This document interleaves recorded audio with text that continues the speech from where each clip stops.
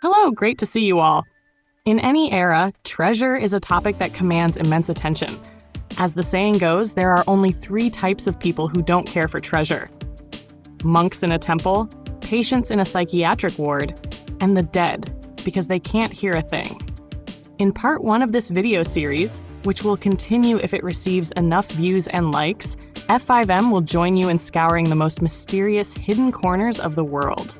These are incredibly valuable treasures that, for one reason or another, vanished into the currents of history.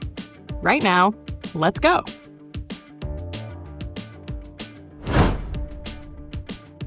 The Aztec civilization flourished in central Mexico from the 1300s until it was invaded by Spanish colonizers under Hernán Cortés in 1520. This video won't focus on the fall of the Aztec Empire. We are only interested in a treasure said to have appeared during this period. The story goes that after critically wounding the 9th Aztec emperor, Moctezuma II, Hernán Cortés and his soldiers were surrounded by enraged Aztec warriors in the capital, Tenochtitlan. The city of Tenochtitlan sat entirely on a small island in the western part of Lake Texcoco. Legend has it that after days of fierce fighting, Cortés ordered his men to gather the treasure they had looted from Moctezuma to prepare for a nighttime escape. However, they didn't get far before the Aztecs caught up. The fury turned into a massacre. The bodies of many Spanish soldiers, along with the gold and silver of the Aztec Empire, sank to the bottom of Lake Texcoco. This event later became known as La Noche Triste, meaning the Night of Sorrows. Cortés's terrified survivors discarded the remaining treasure in a desperate bid to escape. Moctezuma's treasure is said to consist of countless ornaments made of gold and silver, along with a massive amount of jewelry. Some scholars believe this treasure would be worth over $1 billion today.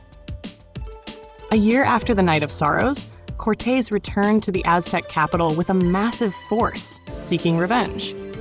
Legend says the Aztecs heard a prophecy from the earth that they would soon be reunited with their ancestors, so they sought to hide the remains of Moctezuma's treasure in and around Lake Texcoco to keep it out of Spanish hands. The treasure has been missing ever since. After being established by the Spanish, Mexico City was frequently flooded by Lake Texcoco. For this reason, the 5,400-kilometer square lake was drained starting in the 17th century. Much of modern-day Mexico City sits on the silt layers of the old lake bed, and quite possibly atop the massive treasure of Emperor Moctezuma. This is certainly not a groundless rumor. In 1981, a construction worker discovered a gold bar weighing 1.93 kilograms while building a structure in Mexico City. The bar was found along Cortés's escape route, sparking renewed speculation.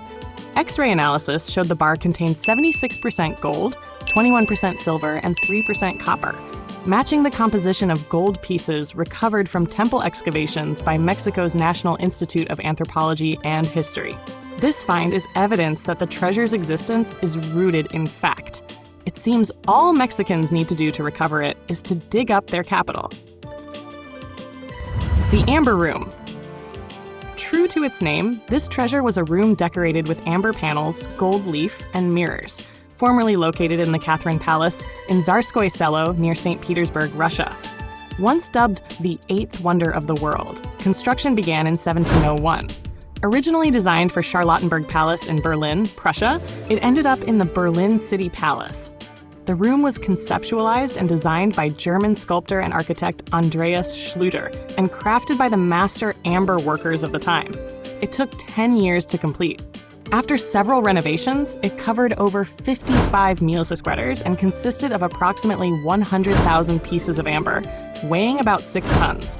In case you didn't know, amber is fossilized tree resin, usually naturally yellow. Since ancient times, it has been highly valued for jewelry and decorative objects. The beautiful room only stayed in Berlin for a few years. In 1716, Tsar Peter the Great of Russia praised its exquisite beauty during a visit to Prussia. Out of respect for his guest, the Prussian King Frederick William Porus, though it's unclear if he regretted it, decided to dismantle the room and gift it to Peter the Great. Following this gift, relations between Russia and Prussia became very close. In Russia, the Amber Room was solemnly installed in the Catherine Palace. The tragic fate of the room began here. Shortly after Germany invaded the Soviet Union in June 1941, the Soviets tried to dismantle the Amber Room to keep it from the Nazis. Ironically, after many years, the amber on the walls had become dry and brittle, making it nearly impossible to move intact. As a last resort, the Soviets hid the treasure behind a layer of wallpaper, but wallpaper couldn't hide it from the enemy. Under the supervision of 2 experts, German soldiers dismantled the Amber Room in just 36 hours. On October 14, 1941, it was moved to Königsberg, East Prussia. By November 13th, it was on display in Königsberg Castle. The irony didn't end there. In August 1944, Königsberg was heavily bombed by the British Royal Air Force. The city was further shelled by the Soviet Red Army before being occupied in April 1945. However, earlier on January 21st and 24th, 1945, Hitler had ordered the relocation of looted assets, including the Amber Room, away from Königsberg to prevent their destruction by the Allies. No one knows for sure if the room was actually moved.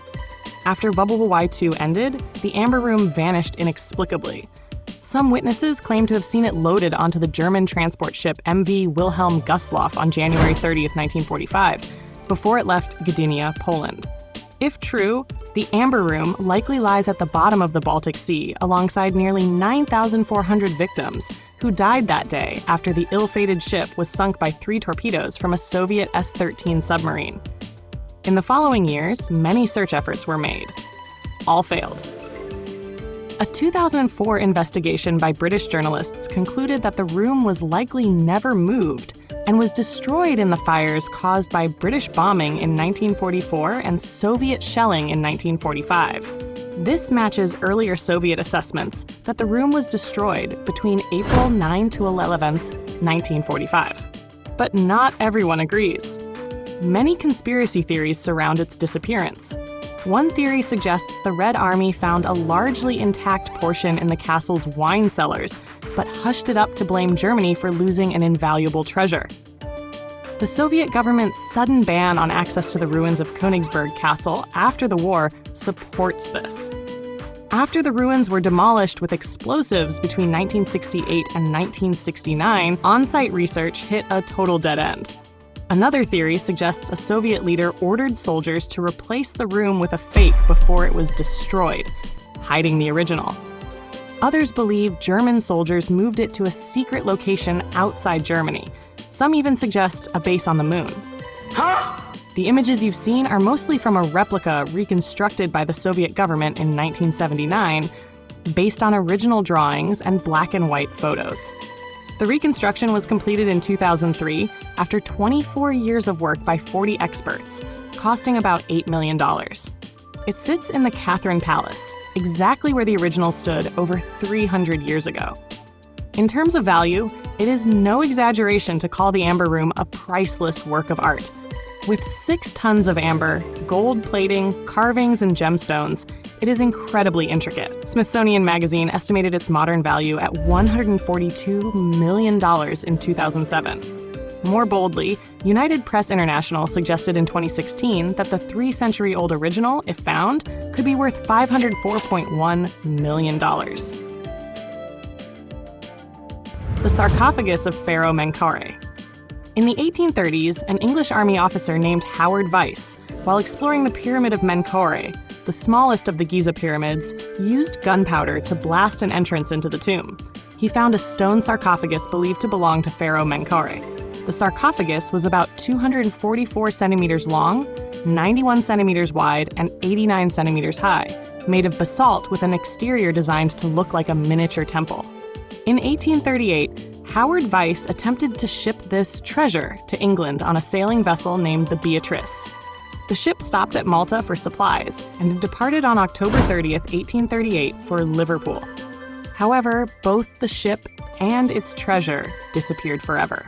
Newspapers at the time reported the ship met with disaster, likely a storm, and turned into a submarine, carrying one of Egypt's greatest treasures to the seabed. In the late 20th century, based on old reports and maps, researchers concluded the ship must lie somewhere in deep waters near Cartagena, Spain. However, the exact location remains a mystery. Even if found, the fate of the basalt sarcophagus would be controversial. After all, it is an Egyptian artifact on a British ship lost in Spanish waters. None of these governments would likely give it up easily. You can't value a sarcophagus in the traditional sense, so it is truly priceless. But in case you're wondering about the numbers, after the shipwreck, the British Museum, the intended destination, received £148 from an insurance company.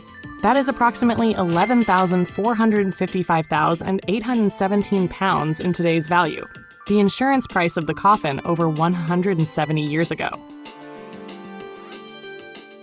In your opinion, is Menkaur's stone sarcophagus a priceless treasure? You have just finished watching part 1 of the Missing Treasures series, unearthed by F5M. Which treasure impressed you the most? Let us know your thoughts by commenting below. If you like this video, remember to like and share enthusiastically. Don't forget to subscribe and hit the bell so you don't miss out on more captivating content from F5M.